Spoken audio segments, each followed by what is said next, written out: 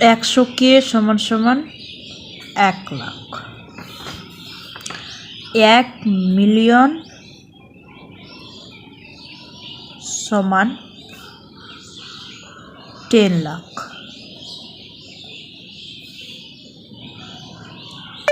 আর 10 million সমান সমান 1 কোটি, মানে 1 করোড়।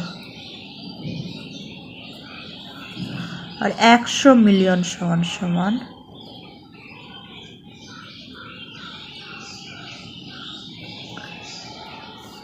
10 কোটি।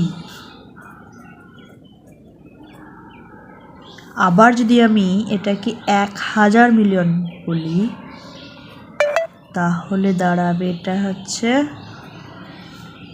100 কোটি। মানে সেটাকে আমরা বলবো 1 বিলিয়ন। এবার আমরা হিসাব করব যে 1 মিলিয়ন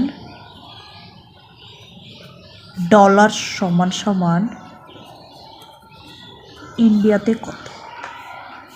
আমরা আগে হিসাব করব $1 সমান সমান ইন্ডিয়ার রুপি অনুযায়ী কত।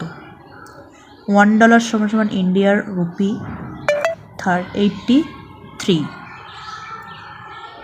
83 যদি হয় $1 সমান সমান 83, আমরা জানলাম 1 মিলিয়ন সমান 10 লাখ। তাহলে আমরা 10 লাখকে যদি